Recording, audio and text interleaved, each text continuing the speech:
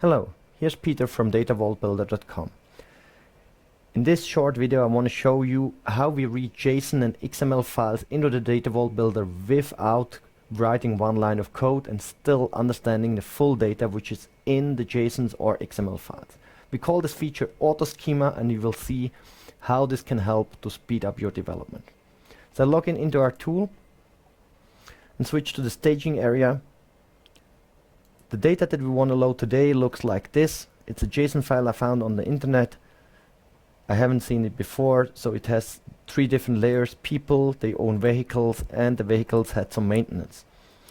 And usually I would load this maybe as a whole file into a Datavault application, but I would then need to write the paths that I want to resolve, and I would need to create a relation between the maintenance, the vehicles, and people.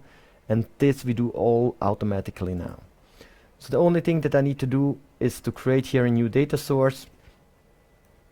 So I call it maintenance data for vehicles. And I define that it's a JSON data source. It could be an API or a file. You can send all the header information you need with it. Here I'm using a fake API creator which will serve me this file, so we know exactly what the return is, so we can check if the data that we receive is exactly what we expected. Good, and that's everything that I need to define.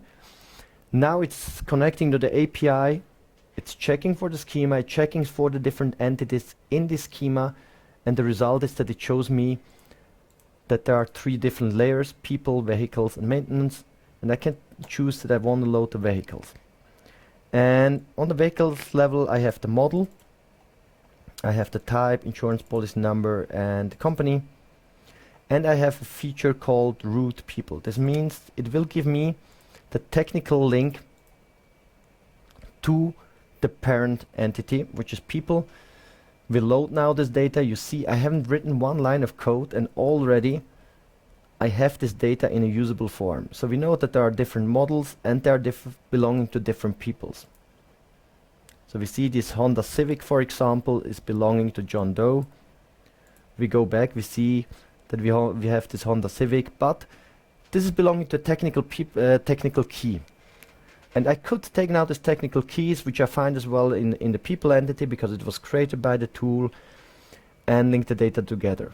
The issue is that we are working in Datavault schema with business keys. If we want to link it to really the business key of this person, so I go in here and say, please don't give me only the technical keys, but give me as well a denormalized view of my JSON file, so I can have as well this additional columns.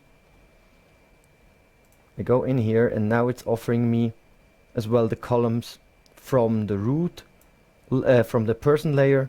So I can add here like the gender, name first, name last, and the source. And you see here a column called personal name first, and this is what it did, because there is a personal layer below that there is name, and there's a first and last name, but it recognized that it's only a one-to-one relation, so it's not creating a new table for this attributes, but it's creating a new column. Good, so if we go back in here, just load this immediately, and that's everything you need to do. You're done for staging this information.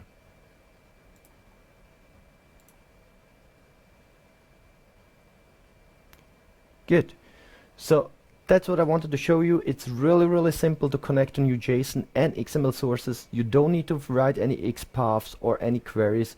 It resolves it already. It gives it back in a way that you can use it immediately in your data warehouse loads, because you have already the business keys resolved. And if it does SCD type 2 historization, it works just out of the box without doing anything if you go into the next layer. Thank you for your attention, and hopefully seeing you soon in a live demonstration of our tool. Thank you.